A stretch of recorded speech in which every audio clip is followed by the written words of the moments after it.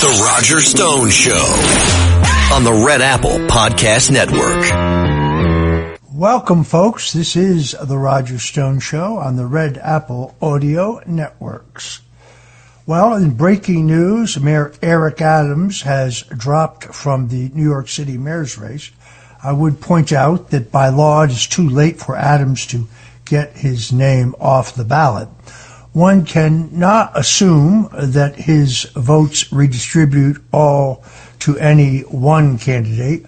They were, if you looked at polling, down to about 11% of the vote. And in this particular case, Mayor Adams has bowed to the inevitable. He was destined to run a poor fourth in this race. His campaign was further hampered by the latest indictments of members of his staff and ongoing allegations about corruption in his administration. His attempts to reposition himself from a virulent critic of President Donald Trump, who in 2022 he referred to as an imbecile, to try to position himself to be a pro-immigrant deportation mayor, failed miserably. If you look at the polling, of course, the 11% of the vote he was still getting will not end up going all to one candidate. In other words, they won't shift all to former Governor Andrew Cuomo, nor will they shift to Republican candidate Curtis Sliwa. And the truth is, Mamdani will actually get a few of them. So in politics, a week is a lifetime, and the impact of Adams' withdrawal is yet to be seen. We'll be following this story very closely right here on the Roger Stone Show and during the week on the Stone Zone. Well, the day has finally come when James Comey, the sanctimonious former FBI director, must answer for his treachery. His indictment is not vengeance, it's justice. Regardless what the talking heads on MSNBC, CNN, or those people who claim to be journalists but are really propagandists at the New York Times say. This is, in fact, the restoration of law and order after years of weaponized double standards, malicious, politically motivated prosecutions, and selective enforcement by the carnivorous Comey cabal that has long devoured innocent men to protect its own corrupt empire. I know firsthand what it means to be on the receiving end of their wrath. When I was falsely accused, as I think most people will remember, a paramilitary-style raid descended on my home. 29 fully SWAT-clad FBI agents wearing night goggles swarmed my home at 6 o'clock in the morning to take me into custody for the first time nonviolent crime of allegedly lying to Congress, when in fact any misstatement I made to Congress was immaterial. I had no motive to lie because there was no Russian collusion or WikiLeaks collaboration to cover up. In fact, Robert Mueller concluded that himself in his own final report, but the judge at my trial denied that report to my defense attorneys, just as she denied the final report of CrowdStrike, the third-party IT firm that falsely alleged that the Democrat National Committee had been the target of an online hack by Russian intelligence. That is one of the two legs of the Russian collusion hoax, the other one being the famous Steele dossier. The Steele dossier, which James Comey and John Brennan and others in the cabal lied about. And now, finally, James Comey, the ringleader of the FBI's abuse of power, the man who supervises the actual circus that ruined lives, is allowed to stroll into court on his own terms. See, I don't really understand this. Why a raid on my home when they could have certainly called my attorney and just had me quietly turn myself in, as James Comey is being allowed to do? Beyond that, I see James Comey posting actively on social media, pushing back against his indictment. That is free speech, but in my case, the judge gave me a broad gag order claiming that if I were allowed to speak and defend myself, it had the potential to taint the jury pool. This is a novel legal theory because the gag on me was completely and totally unconstitutional, but the appeals court in the District of Columbia essentially sat on my motion to vacate it for 8 long months while I sustained substantial damage from the Washington Post, CNN, MSNBC, and the rest of the fake news media. Yet there is no gag on James Comey. So why this incredible double standard? Make no mistake about it. This is something that we should not lose perspective on. There's no reason to get carried away. Yeah, it's great that Comey was finally charged, and it's terrific that Lindsay Halligan stepped in to replace an epically corrupt U.S. attorney in the Eastern District of Virginia, pulling it all together in just 3 days to actually get an indictment from a grand jury of Mr. Comey's peers. But the way it happens tells you that there is no master plan, no stack of sealed indictments waiting to drop, no coordinated sweep of corrupt officials. This is a last minute, a scramble to get something on the record before the statute of limitations expired. The sad truth is the Department of Justice is still packed with saboteurs. We're just watching it played out at the Eastern District of Virginia. There are actually only a few fighters ready to do the real work. Ed Martin, now backed by Lindsay Halligan, maybe one or two others, and that's basically it.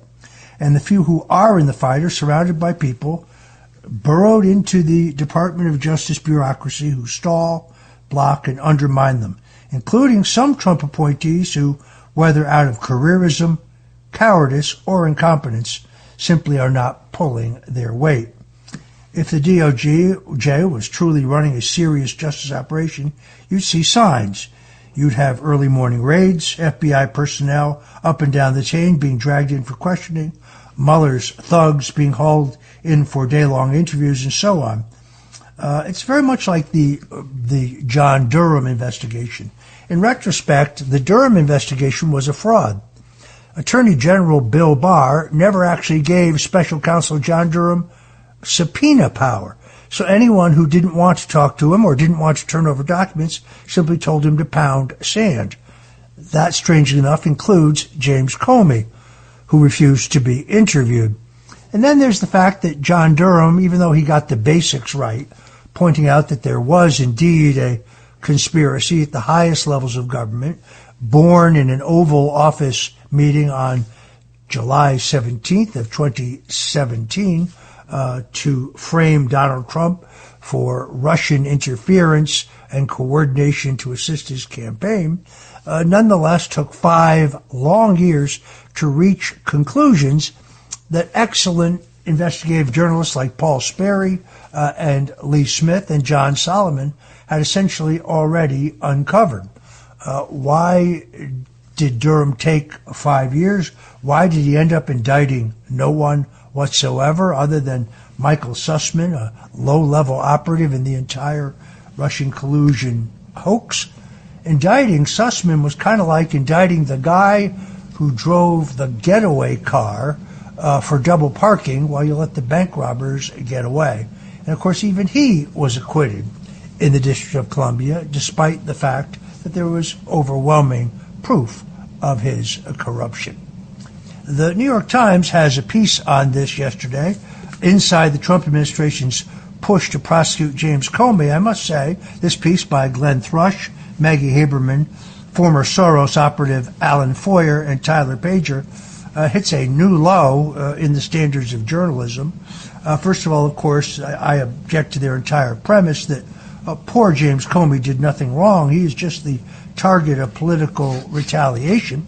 But most stunningly, what this piece in the New York Times yesterday fails to mention is that Eric Siebert, who was the U.S. Attorney for the Eastern District of Virginia in charge of this case, never disclosed that he personally had a stunning conflict of interest, that Eric Siebert's father-in-law, meaning his wife's father, was the godfather to one of James Comey's daughters.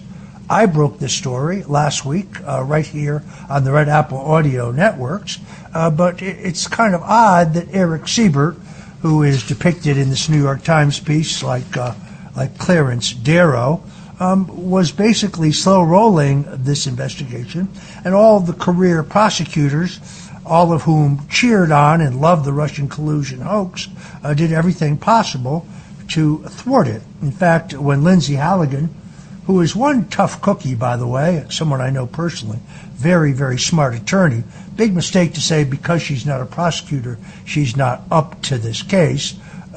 When she showed up, according to sources, the Eastern District of Virginia U.S. Attorney staff had drafted a 51-page memo outlining all the reasons why James Comey should not be charged. Let's be very clear. He specifically said under oath that he never leaked any information, classified information, in order to discredit Donald Trump. Yet two other witnesses said under oath, Andrew McCabe and a classmate of his named Richmond, said that they were specifically instructed to leak classified information. And who did Richmond leak it to? Wow, the very reporters whose bylines are on this piece inside the Trump administration's push to prosecute James Comey. This is not journalism. This is propaganda writ large. And leaving out of this the fact that Eric Siebert, the U.S. attorney who was fired by Trump, not technically he resigned, as the story said, but he resigned right ahead of being canned, had a stunning and incredible conflict of interest, which he never reported, is extraordinary.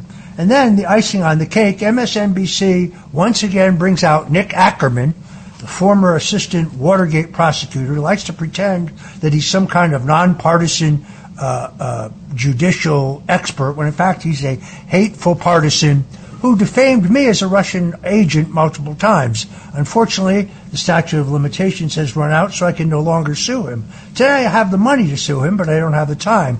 Previously I had the time, but I didn't have the money. Nick Ackerman, by the way, according to declassified documents, fully aware of the CIA's involvement in the Watergate break-in information that he suppressed. Nick Ackerman, in fact, should be disbarred. He's an embarrassment and a disgrace. But when MSNBC brings him out of mothballs, because I think he's 110 years old, you know they're scrambling.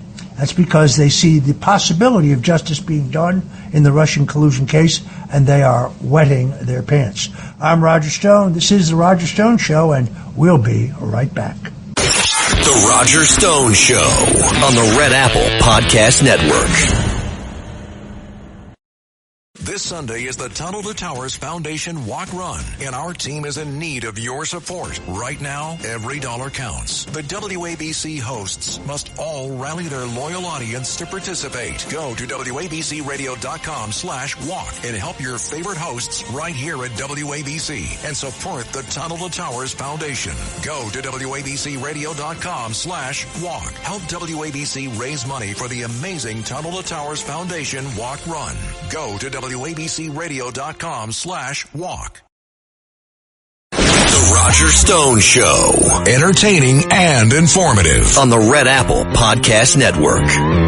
Welcome back to the Roger Stone Show. Joining me shortly on the show, Dr. Paul Maurer. He is a neurosurgeon and recognized as one of the country's leading experts on gunshot wounds.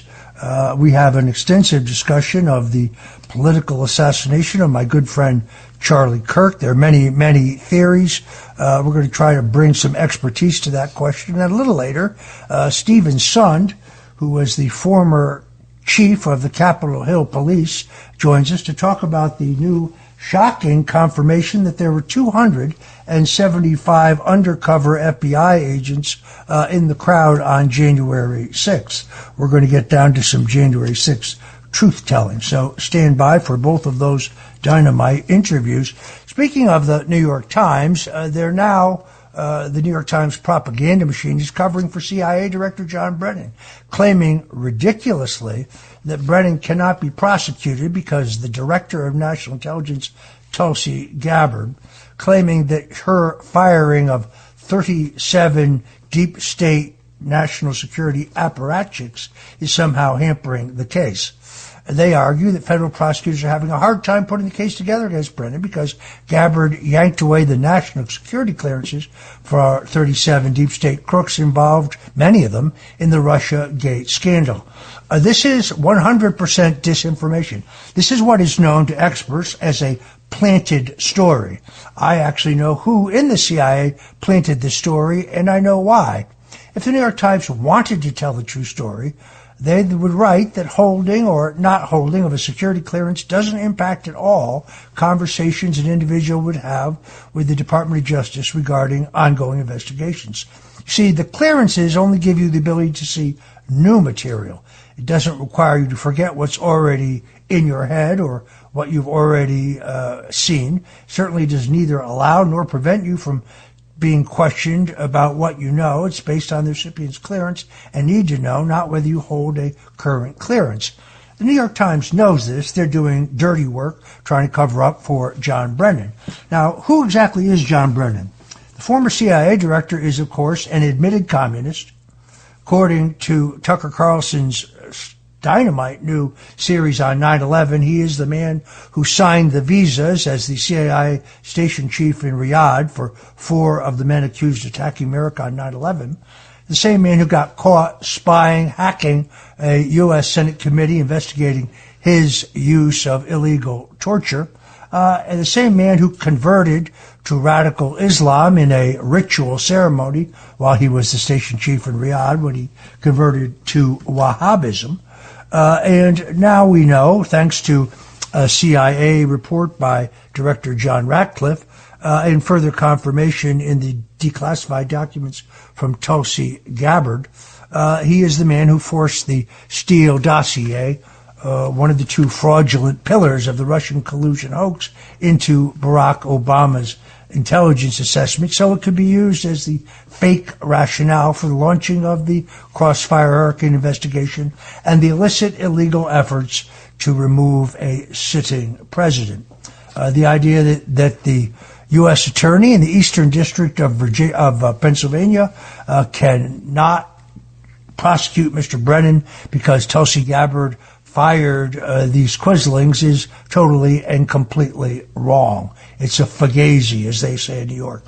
In fact, the same approach was used in the Afghan War Commission. They wanted to interview personnel who had security clearances revoked and new clearances not necessary to be issued. The New York Times is running cover here for the deep state with this absurdly false and deliberately misleading article. But why are they so desperate to discredit Tulsi Gabbard? Here's one of the main reasons. She has a task force investigating the electronic voting machines and the results of the 2020 election. So after the bombshell of the declassifications regarding Russian collusion, they see the next bombshell coming down the road.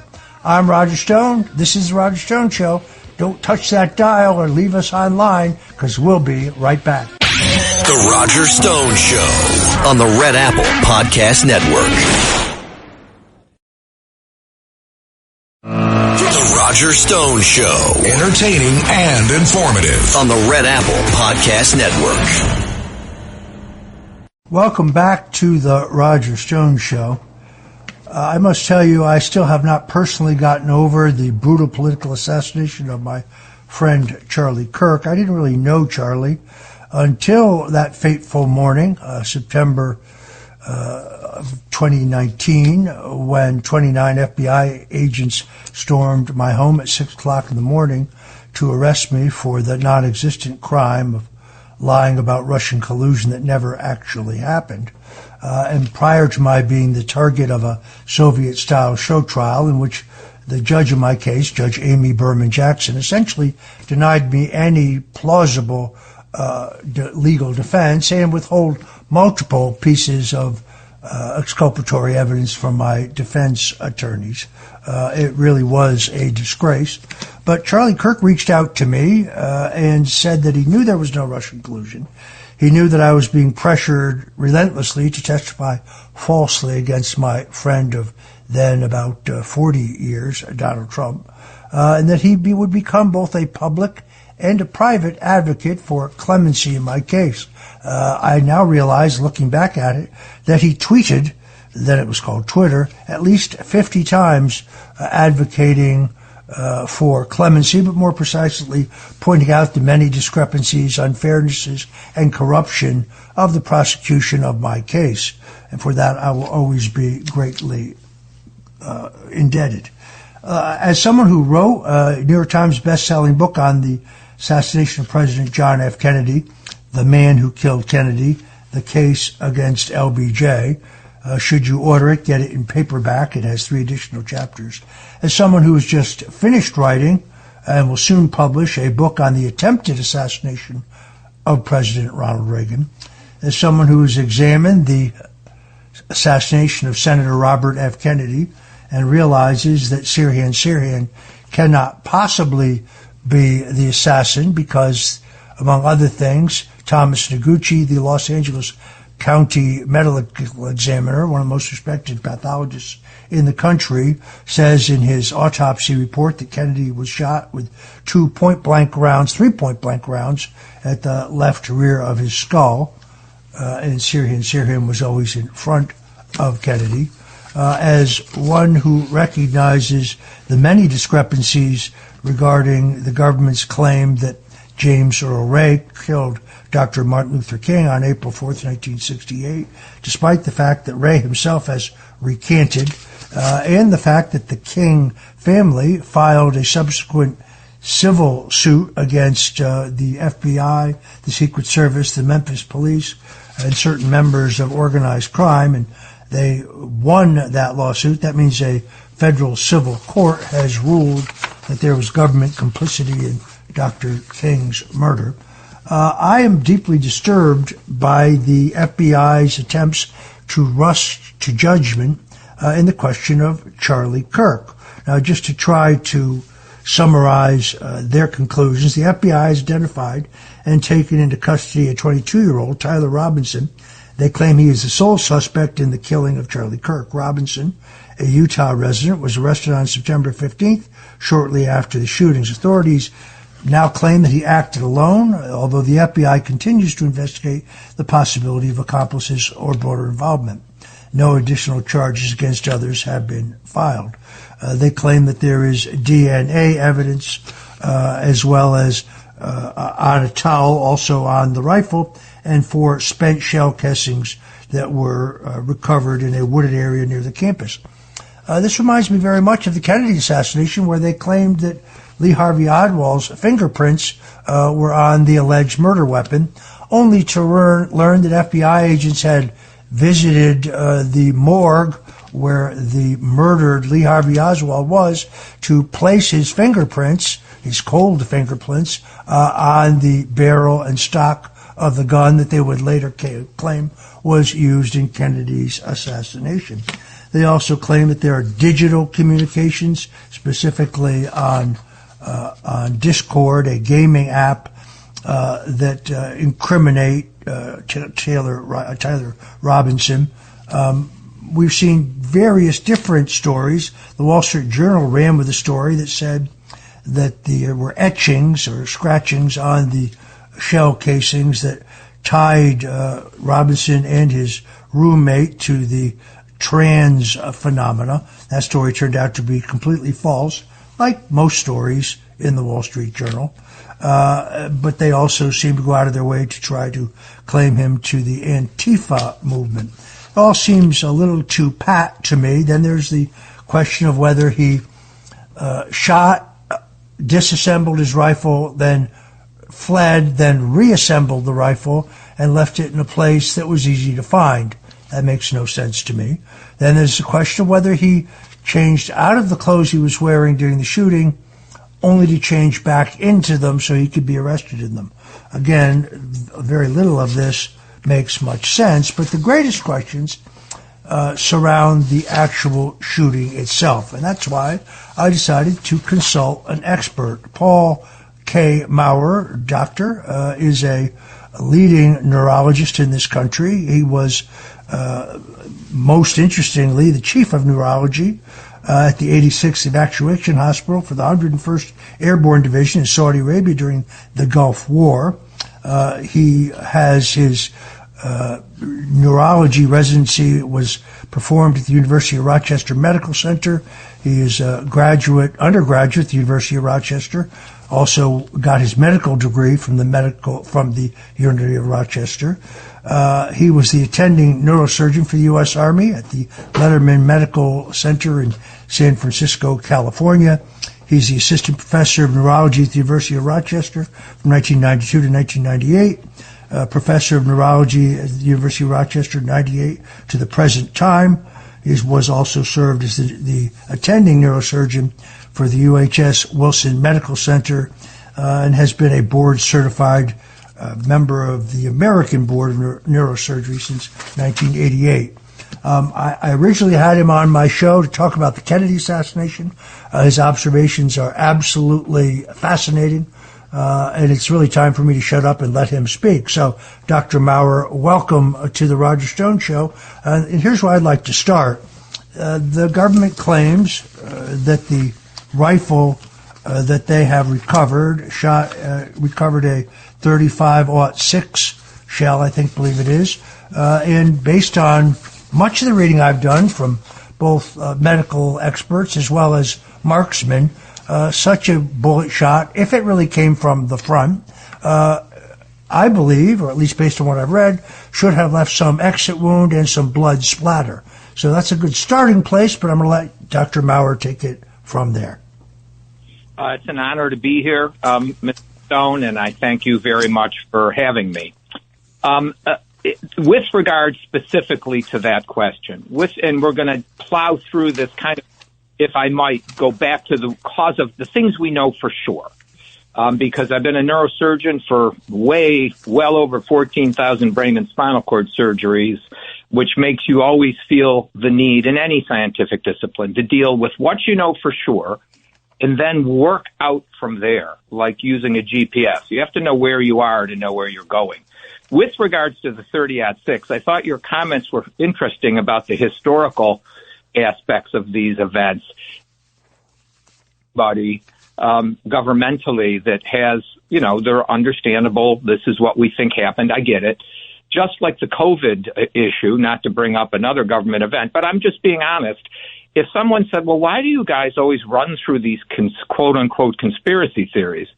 Because when you've been led astray multiple times, with certainty we have been, it is natural that an inquiring mind, if you will, would want to be sure we're certain the road we're going down. And so I think the road we're on today is justifiable and makes sense.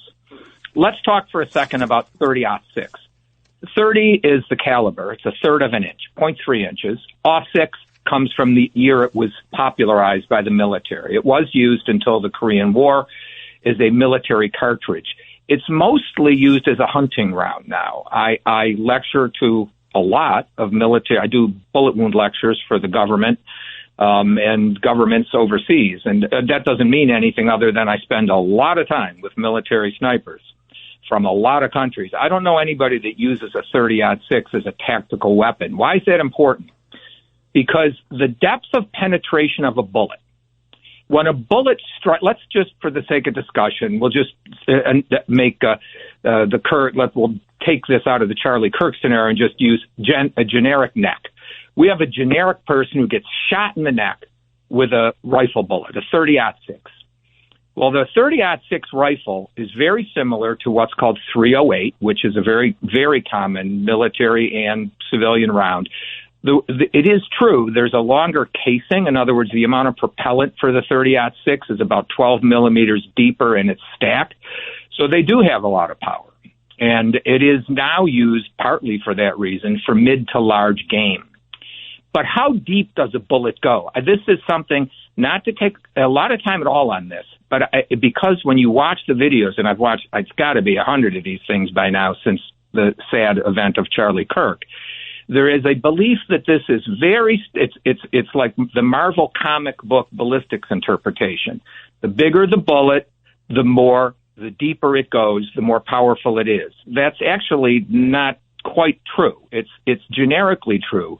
But bullet performance in tissue, when that bullet hits your neck, how deep is that bullet going to go? Part of it's the caliber, but a significant part of it is bullet design. If you're a military sniper shooting bipeds, this is almost never brought up in these reviews.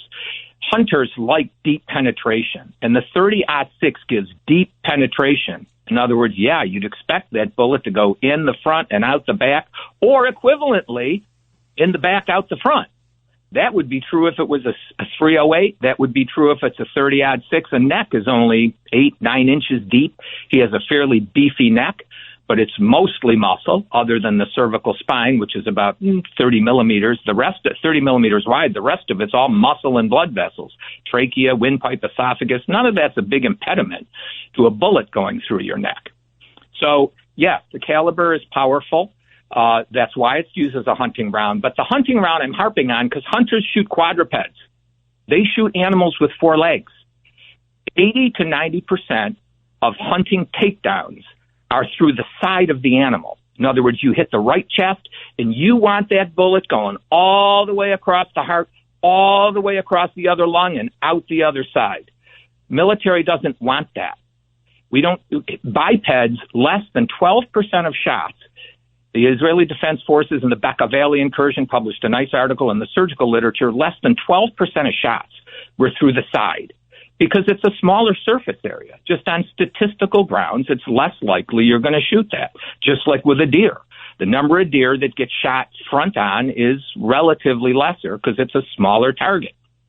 So hunters want deep penetration. The military wants maybe 16, maybe 18 inches because at that point, you're out the other side of the body most of the time. You want that bullet to hit the tissue, and you're going to get a hole in the neck. In this round, let's just for the sake of discussion say it was a 30-06. When that bullet hits the front of that sternocleidomastoid muscle, that big, beefy muscle that comes down your neck, you look in the mirror, you see that groove. The carotid artery is about 2.5, 3 inches deep to that. We go through that every week when you do anterior cervical fusions. That is our standard approach. You cut that muscle edge, swing it aside, put your finger in, you feel the carotid within 2.5 inches or so, depends on the size of the neck. And then another inch, and you're right on the front of the spine. When that bullet hits, you're going to get a hole like a freight train going all the way through the neck, the size of the bullet. In this case, about 0.3 inches. How deep that bullet goes is heavily dependent on bullet design. Some bullets, like some of the assault rifle bullets, many of them are made to enter tissue in within 3 or 4 inches, still within the middle of a neck, to start to wobble. When they wobble, they dump the energy. All that energy in that flying projectile starts to swell the tissue and rip it apart. Then you get these big exit wounds.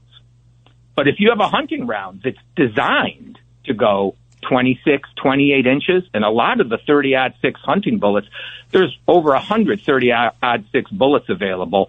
Most of them are designed for very deep penetration because that's what people are using them for, hunting quadruped animals.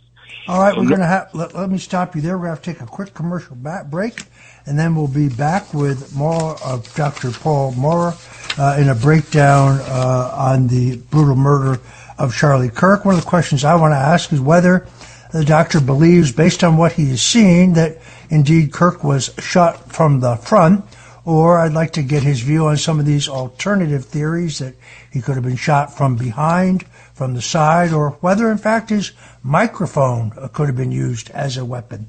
All of that when we get back on The Roger Stone Show.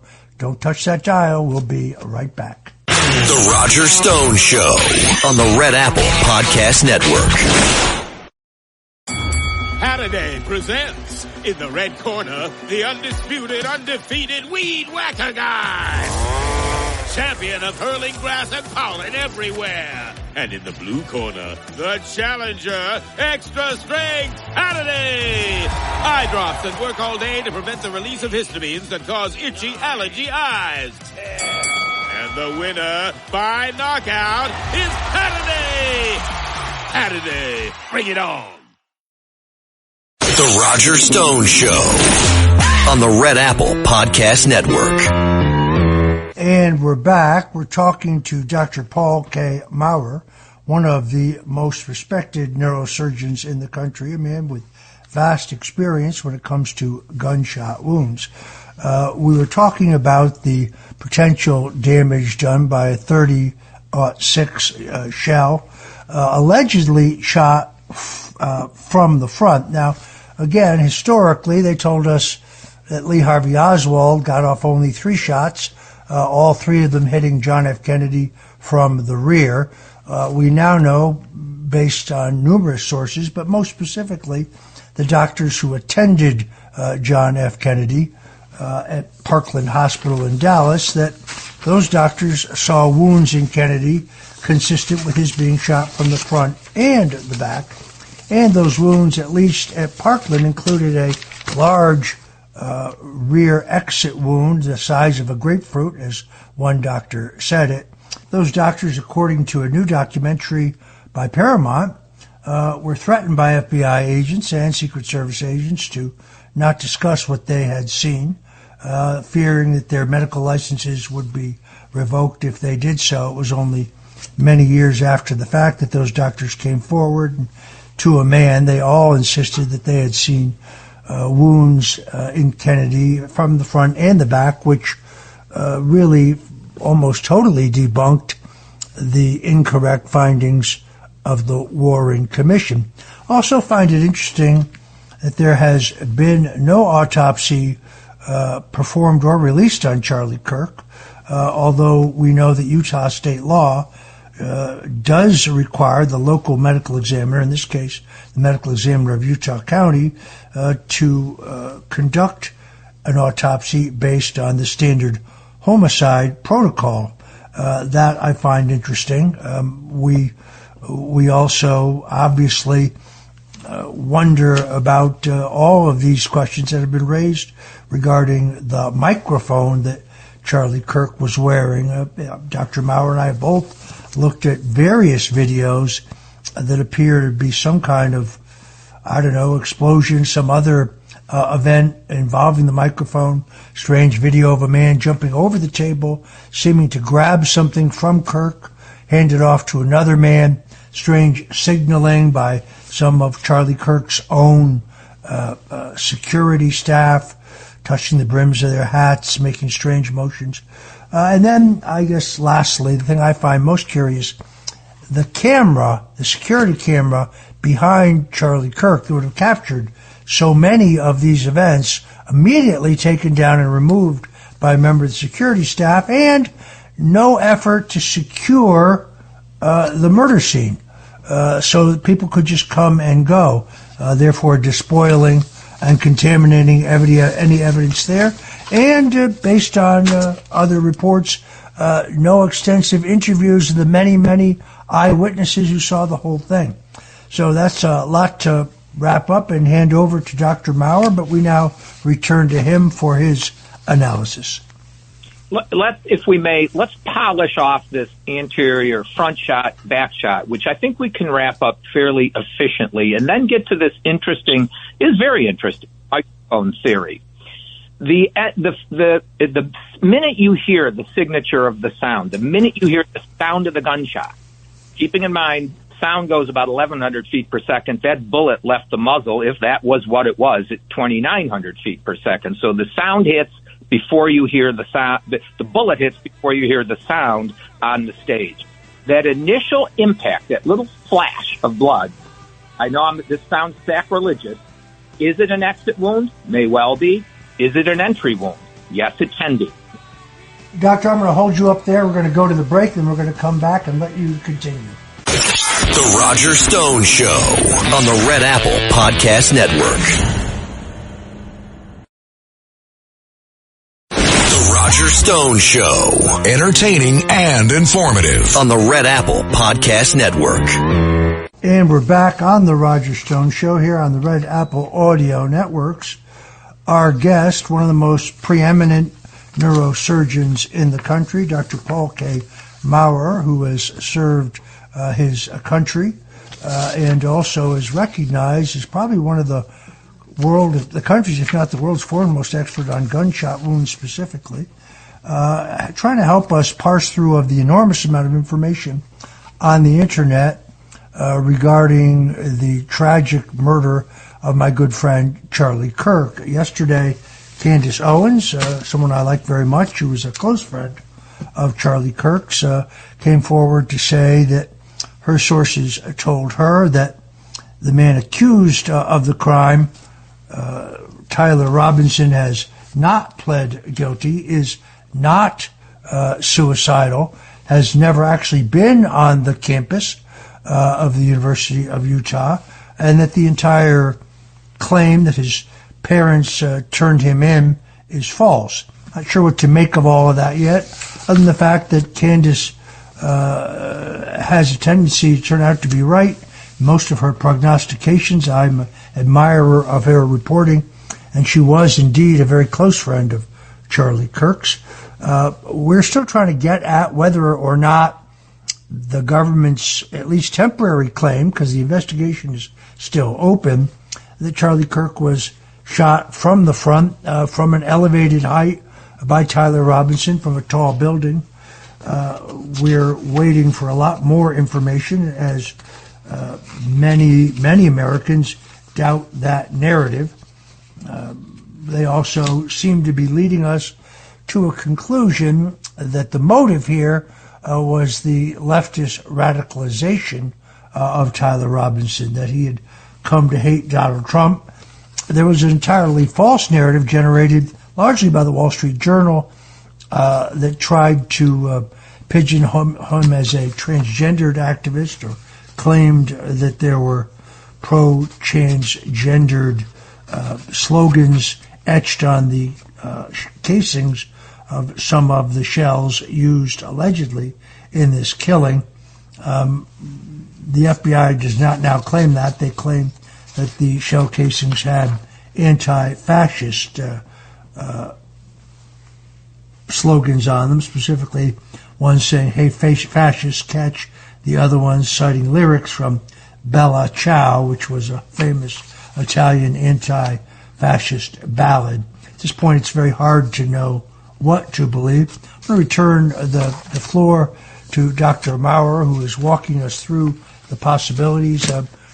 We're right now going to try to assess this claim that he was shot from the front, along with other additional claims that may not be the case. Dr. Maurer. Thank you, sir. So let's just finish the walkthrough with the government, feeling that he was shot from the front. Again, sacrilege or not, I'll die on this hill. That wound can be entry or exit. If it's an exit wound, it's not a very dramatic exit wound for a 30-06. However, the neck is only 8 or 9 inches of soft tissue. So many bullets, particularly that bullet, don't start to wobble by design until they're deeper than that. So that type of bullet can have a pretty innocuous entry and a not very impressive exit at that depth of penetration. So the wound that you see immediately after the sound, or actually a little before the sound, actually, it could be either. I think the people that say that had to be an exit wound, frankly, a lot of surgery exposure to this stuff, I would disagree. So, because the bullet may not have started to wobble. So that wound doesn't give us a definitive answer. The minute the bullet hits that neck like a baseball bat hitting a ball, all that kinetic energy starts to go in the neck. You see it very dramatically. The whole, if you go frame by frame, the whole neck, all of it, up to the jaw on both sides, swells 15-20% of his neck size. Compare his pre-wound and the minute of impact. That's a ton of kinetic energy, consistent with a very impressive round that's got a lot of energy in it, like rifle bullets do. Incidentally, little segue important. Some people have made much of the head wobble, the way the head went. We don't have time to go into that in detail. The Kennedy assassination, very different. That was a shot in the head. Shots in the lower neck or upper neck, the head pivots at the top of the post, like a meatball on a stick. And Alvarez, you know that story more than I, a Nobel Prize-winning physicist, and everybody else has looked at this. The head wobble does not give you definitive answers to front or back here. Somewhat agnostic when you really go through the whole video. What about the flexion of the shoulders and the arms? Anything that kisses the spinal cord will make that happen, front or back. When that neck swells, all that energy is going into the spinal canal. That bullet probably never did hit the cervical spine, but the energy sure did, which, whether the bullet came from in front or the back, gives you that immediate flexion, decorticate posturing, the shoulders go up. That is, if the spinal cord is in the middle of your neck And any kinetic energy blast wave to the spinal cord gives you that response. The spinal cord has no idea which way that bus came through, from the front or the back. Also agnostic to help us. Now, you would expect any significant rifle round, not just a 30-06, in that area, all soft tissue, to go flying right out the back. I wouldn't want to be standing behind him. 90%, I would expect that. The only thing, I have to be fair, try to put each piece of the tile down on the floor here. If you got to remember that bullet's fired on a 20-degree down angle, roughly, as best I can estimate. If you look at him from the side, draw a flat horizontal line, aim down, inclination 20 degrees, that bullet would, from the front, would have gone into the upper chest cavity, into the upper thoracic vertebrae. That bullet's traveling down slightly in trajectory. Can a upper thoracic vertebrae in rib junction stop a bullet of that type? They can. I'd say 90% no. Is it possible that bullet shattered into the thoracic spine and drove itself down the rib cage? It's possible. So I can't, that's not definitive. I'm a little surprised, but can't throw that whole concept into the river because of that. All right, so what about a shot from behind? Similar. The only things I would say, the important points for me would be, we have about 280 degrees of visualization of the neck because there's 4 camera angles that have been widely published, from the left, from the right, 2 from different depths in front. I don't see any entry dynamics on the back of his head or his neck. You can get a lot through a hairline. We get a lot of people, I've seen taken care of lots of people shot with, you don't see much in the hair. You always see a little bit of brain, interestingly, because the brain swells, squirts out the back.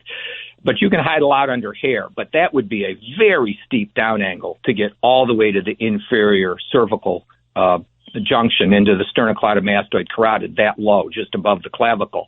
So my question for the shot from behind, okay, he gets shot from behind, then that makes that little wound in the front of his neck, that's an exit wound. Well, 30-06, not that it had to be a 30-06, but just using that as an example, it leaves the muzzle. You pull that trigger, that bus is going 2,900 feet per second, 2,800. It loses it to about 2,500 at 200 yards, if we say that's the distance that we shot at. Maybe going through 8 to 9 inches of soft tissue pretty accurately. You drop another 300 to 400 feet a second. That means when that bullet left the front of his neck, it's still going 2,000 feet a second. And if you look at the video, that area in front of him for 3 decks up is shoulder to shoulder, neck to butt people. There's almost no space in there. So if a bullet exited the front of his neck, and it would have exited it at about 2,000 feet a second, even an assault rifle bullet would have exited there. They slow down quicker because they're lighter. They don't have momentum, but you still would have been going 1,500 feet a second. That's more than a .357 Magnum handgun coming at you. So nobody got hit. Nobody got hurt. Nobody saw anything hit the grass or anything else. I don't know how it would have got through there without hitting someone. So my question about the front to back story is, there's nothing but people in front of him. And going through a neck with an exit wound, that thing's still going. That has no friends when it enters that crowd. So I'm not saying it could be. I'm not saying it couldn't have been from behind. I'm saying I'm suspicious that's not the answer. Doctor, let me ask you, what do you make of these videos that we've both seen that appear that there's almost like an explosion under his shirt? It seems like a rise in the shirt that many people are attributing to somehow having to do with the level or mic being a death instrument here. Yes. Now that's exactly where I was going next. I wanted to finish the government version, then the poster from the behind version. But let's get to this very interesting microphone story. Well, when you get hit, if you just take somebody out and shoot them in the neck, and they've got a T-shirt on, that blast wave, when that bullet hits the neck, all that energy starts dumping into the tissue, and on impact, some of it will make the shirt flap. You see it all the time on sniper visuals, many of which are videotaped, and you'll see the whole uniform on the other person puff at the top as the energy blows down through between the shirt layers. So initially, you watch his neck swell, you watch all the tissue under his jaw. It almost is looks animated. It's so extensive, but it's actually very typical when you look at slow motion videos of shootings with rifles. So some of that puff may well be just this blast overpressure from impact. However, when the microphone theory came out, I find that very interesting. It sounds a little Star Wars like, and people, oh boy, these guys are really going down the rabbit hole. But we talked about the front to back shot. We talked about the back to front shot. Where the hell did that bullet go? And so this is interesting to me. Was this a blast? Just, okay, that if you look at the bottom of that device, which I'm sure a lot of your audience has, you can fill that with 2 grams of explosives, just like a pager, and they're devastating when they're literally below your face and on your neck. The Israelis certainly proved that with the Hezbollah folks. But there's nothing about this that impresses me as pure explosion. It does look like a blast. I'm going to give you a new theory I haven't quite heard yet, and you can do what you will with it, my friends. If that was a blast, I also do ballistic lectures, blast overpressure lectures to the military. So I spend a lot of time on blast overpressure, meaning explosive devices. When you get a blast, you get a symmetric explosion. If that microphone was filled with 2 grams of explosive, when it detonates, it's like a starburst. It doesn't just focus towards him. It goes everywhere symmetrically, just like a firecracker. The energy is not directed any one direction. His T-shirt's not ripped apart or burned. It's not. It eventually gets torn up, but it didn't. So how would you rip a carotid on the other side of the neck, but you didn't rip the T-shirt with the explosion? I've got to stop you there once again. We're going to go to a commercial break, and we'll be back with Dr. Paul K. Maurer, who is outlining for us in great detail what happened, in his view, in the brutal assassination of my friend Charlie Kirk. Don't go away. We'll be right back. The Roger Stone Show on the Red Apple Podcast Network. The Roger Stone Show. Entertaining and informative on the Red Apple Podcast Network. And we're back on the Roger Stone Show. We're going to return to Dr. Paul K. Maurer, one of the country's most respected neurosurgeons, an expert on gunshot wounds. We only have, unfortunately, about 2.5 minutes left. Whenever I interview Dr. Maurer, it's never long enough. This is just fascinating. Doctor, I'm going to let you wrap this up. Thank you, sir. I'm going to suggest for consideration, just for consideration, a little variant here. Was that an explosive device? There's no thermal burn on Mr. Kirk's inferior jaw. Explosion is a symmetric event. Tears the T-shirt. It's a lot of thermal event. Small pieces of plastic, everything. This is a projectile injury. You can see that carotid artery pulsing out a specific hole. It's not a blast hole. This is a projectile hole. So as I went through all the microphone data, I had the, privilege, of when I was giving a lecture overseas, of firing some very small devices that fired bullets, like 22 long rifle bullets out of a pen, a little tiny cigarette lighter that very much fired a 22 rifle bullet. And yes, do you have to get pretty close? You do. But if you're the person putting it on somebody's shirt and you get it fixed the way you want, because after all, you work for them, I'm just saying for consideration. I'm not saying we know this. It's just food for thought. Are we sure that that wasn't a projectile delivered from that device? A .380 automatic bullet's pretty small, and it would give you, if it hits your carotid, you would be in trouble.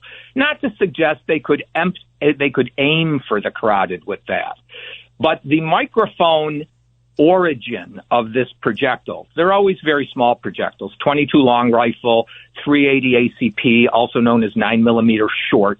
But at that distance, in a neck that's full of important stuff, if you hit the carotid, boy, you really got payday that day if you're the person doing it. But there's a lot of a bullet wound in the neck's very high fatality, even if it's not the carotid. There's a lot of stuff up there you need. And so rather than you see the explosion, quote unquote, may be the detonation of the cartridge under the T-shirt, which wouldn't give a thermal burn, which doesn't have extra projectiles flying up into the bottom of the neck from the plastic. It just sends the projectile straight into the tissue. So it made me ponder, how would you get a pure projectile bullet-like injury out of that microphone? And in fact, there are devices that even for decades have been designed and used of similar small nature. When the minute the cartridge goes off, that thing twists, so the accuracy is not great, but you're only a few inches away. It doesn't need to be great. And it does answer some of the problems. Why did the right side of the T-shirt puff more than the left? There's almost a finger-like projection of the T-shirt expanding right to left, which also goes along with this. All right. And where'd that bullet go? Well, that would go up into no place land. There weren't a lot of people off to the left side in an up angle. Excellent analysis. I'm afraid we're going to have to leave it there, but I think you have answered the central question, which is this possible? Yes, it is entirely possible. As we learn more about this, we're going to get Dr. Maurer back on the Roger Stone Show, because this has been the best breakdown I've heard so far. I want to thank the doctor for joining us today, and also thank our audience out there. Coming up next, former Capitol Hill Police Chief Steven Sund to react to the shocking news that there were, in fact, 275 plainclothes FBI agents in the crowd on January 6th. What were they doing there? Perhaps Chief Sund can tell us. Don't go away. We'll be right back. The Roger Stone Show on the Red Apple Podcast Network. The Roger Stone Show on the Red Apple Podcast Network. Welcome back to the Roger Stone Show. This past week, the FBI finally admitted that there were as many as 274 plainclothes FBI agents in the crowd on January 6th. My own January 6th experience is a strange one. I spoke to a public rally on the night of January 5th. Actually, on January 6th, I never left the grounds of my hotel. That despite the fact that ABC News tried desperately through the tactic of guilt by association to somehow tie me to the illegal events at the Capitol. Let me say it one more time. Any claim that I knew in advance about, participated in, or condoned any illegal activity on January 6th at the Capitol or any place else or at any other time is categorically false. And there is, despite the best efforts of ABC News and the New York Times, no email, text message, encrypted message, phone call, witness, or evidence to the contrary. What I do find strange is the fact that in my hotel room, after watching President Trump speak on the Ellipse, where I was also not present, my hotel phone rang, and there were two Secret Service agents in the lobby of the Willard Hotel, where, by the way, I never was in any so-called war room. If there was a war room in the Willard Hotel, I am unaware of it, to tell me that they had been instructed to accompany me to the Capitol, which was very strange because I never had any plans to go to the Capitol. And indeed, I did not go to the Capitol, much to the consternation of these two Secret Service agents who were quite angry when I refused their offer to escort me someplace I never planned to go. Therefore, I have often wondered about the events of that day. I do know that Enrique Tarrio, who I do know, was framed for seditious conspiracy when essentially the government sent a document to him on Telegram, a memo about how to inhabit or to occupy a government building, a document that he never even opened, but which served as the basis for his indictment and conviction for seditious conspiracy. Then there is the also false claim that I met with members of the Proud Boys or the Oath Keepers on the night before January 6th. That's also categorically false. However, Joshua James, who is a member of the Proud Boys, did testify before a New York City administrative trial of my good friend Officer Sal Greco that he never discussed with me, and I was unaware of the activities of the Oath Keepers on January 6th. So here it is, just to say it out loud. Anybody who wants to make an assertion to the contrary is welcome to get sued, because I'll do it in a heartbeat. I am anxious now to talk to Chief Steven Sund. He's a 30-year enforcement leader, nationally recognized expert in crisis response, incident command, and national special security events. He is a former chief of the U.S. Capitol Police, a longtime commander with the Metropolitan Police Department of Washington, D.C., and he has led some of the most high-stakes security operations in modern history. He coordinated Washington, D.C.'s response on 9/11. He directed the responses to multiple active shooter incidents, including the 2009 Holocaust Memorial Museum attack, the 2012 Family Research Council shooting, and the 2013 Navy Yard mass shooting, as well as the attempted assassination of at least one Republican member of Congress. Chief Sund resigned after the events of January 6th. His book on this, by the way, stands as the definitive account of what happened. His book is entitled Courage Under Fire. You can find it on Amazon or any place where books are sold. That book has become the definitive account, cited in congressional investigations, entered into the congressional record, and described by members of Congress as the definitive after reaction of that day. Chief Sund, welcome to the Roger Stone Show. Thank you very much, sir. It's a pleasure to be on today. So let's get down to it because our time is limited. Were you surprised by this news that hundreds of FBI agents were embedded throughout the crowd on January 6th, given the fact that FBI Director Christopher Wray seems to obfuscate, denied any knowledge of this, said he didn't know if there were any, then couldn't put a number on it? Looks to me like he may have the same problem that James Comey has. I got to tell you, when the report came out, my phone absolutely blew up. And one, I'd like to say I appreciate the work of the investigative reporters that keep covering this and getting to the truth of what's going on, as well as the work of Chairman Loudermilk in making this report available to everybody.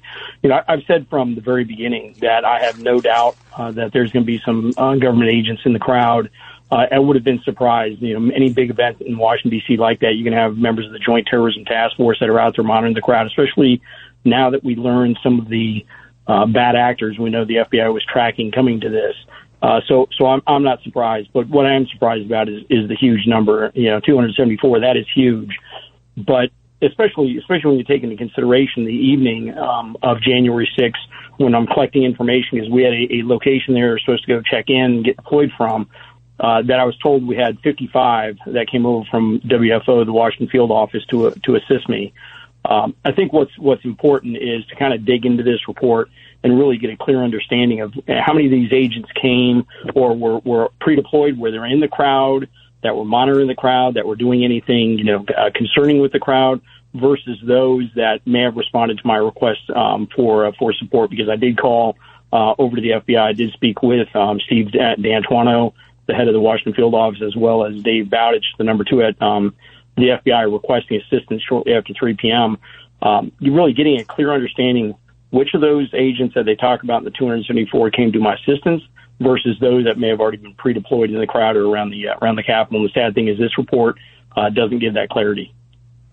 There's always been this ongoing controversy about whether the president did or did not offer 10,000 National Guard troops.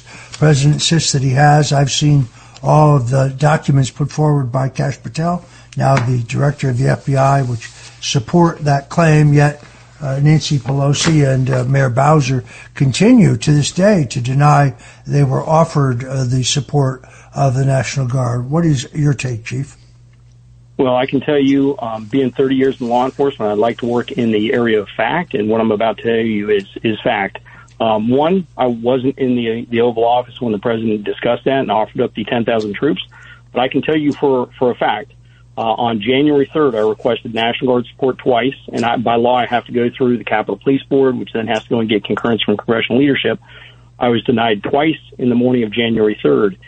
In the afternoon of January 3rd, early afternoon, my office received a call from the Pentagon, from the program director for what's called DSCA, the Defense Support for Civil Authorities, to offer National Guard support. So I can tell you for a fact, we got National Guard support offered to us from Trump's Pentagon in the early afternoon on January 3rd, and I had to decline it because by law I was not given that authorization to accept it from the Capitol Police Board, specifically from the House Sergeant at Arms, that denied it because he was concerned for optics of the National Guard on Capitol grounds. And then the Senate Sergeant at Arms, Mike Stinger, also denied it, just in concurrence with Paul Irving. So I can tell you for a fact that we were offered National Guard support, and by law I had to turn it down. As I think most Americans know, Ashley Babbitt, who was a decorated Air Force veteran, was shot and killed without warning. She was unarmed, menacing no one. And rather than being prosecuted, the man who killed her, Officer Michael Byrd, was given a medal and was widely hailed as some kind of hero. Chief Sund, your opinion of this entire incident? So let me tell you what I know and everything I know about that case. I have no problem answering questions, but I'm going to answer them as best my ability. During the shooting, when we had the shooting occurred, again, like I said, I had requested National Guard support twice on the 3rd. When the riot got out of control at 12:53 p.m., 12:58 p.m., I'm still required by law to get permission to bring in any resources from my federal resources for my men and women. 12:58, I make the first request to the Capitol Police Board, the House and Senate Sergeant at Arms, and Paul Irving, who's the House Sergeant at Arms, says he's going to run up the chain. So I'm just giving the background. 12:58, he says he's going to run up the chain. I'm seeing the fighting happen on the West Front. I then called Mike Stinger and said, hey, I really need approval to bring in federal resources because we got National Guard within eyesight of the Capitol. He won't approve it. He's waiting for Paul Irving to come back and approve it. For the next 71 minutes, I make 32 phone calls. 11 of those are repeat phone calls to find out where my request is for National Guard support. And I start calling other law enforcement, bringing them in. So finally at 2:09, I get approval to bring in National Guard support. At 2:34, I have to get on a phone call with the Pentagon to make my claim about why I need National Guard support. Not that they can't just see it on TV.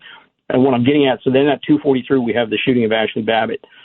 So that afternoon, we ended up sending one of our internal affairs over. MPD is the one that comes over because it's now a homicide. We found out shortly thereafter it's going to be homicide. Does the investigation, which is going to be a long investigation. That evening, we get in the resources. 17 law enforcement agencies came to my support because I couldn't get approval through the Capitol Police Board, so I started calling every chief I knew. So that evening, we're dealing with the fallout of getting the Electoral College under control. The next morning, I'm forced to resign, and I'm stripped out of my office by Speaker Pelosi, who goes on national TV and lies about me on national TV. So what I'm getting at is this.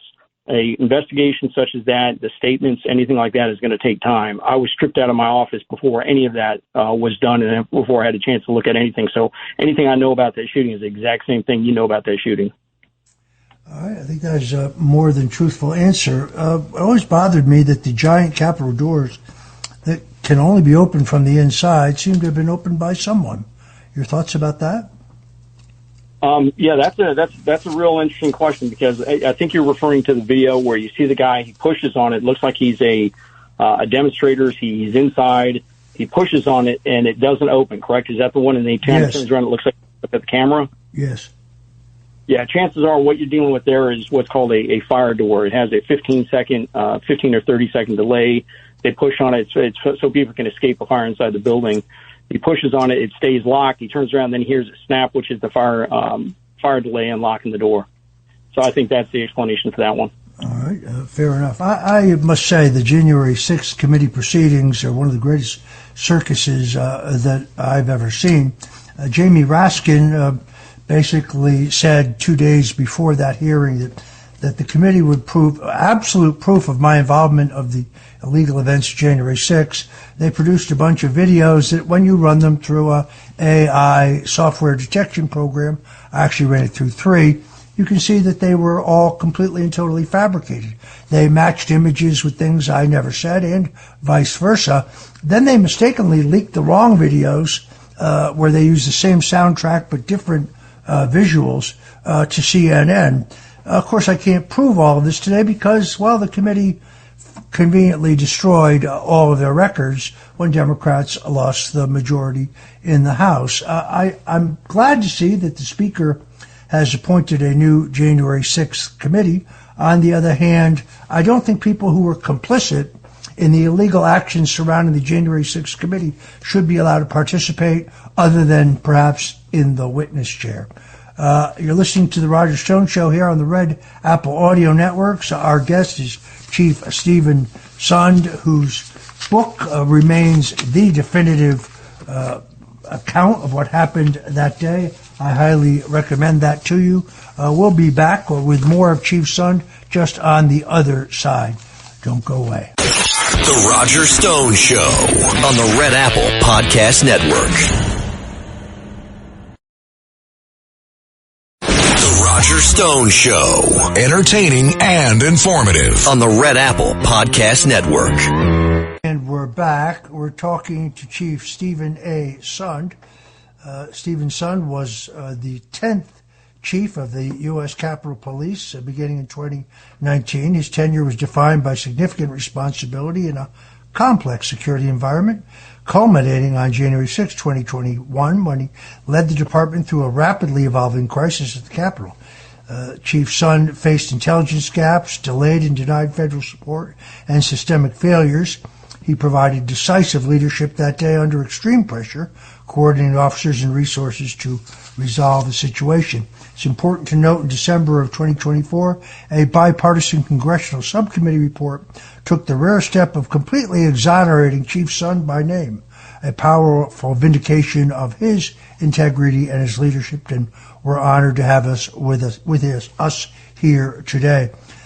Chief Sund, we only have a few minutes left here, but I guess the most difficult thing here in the aftermath of this is the growing evidence that this was a planned false flag event.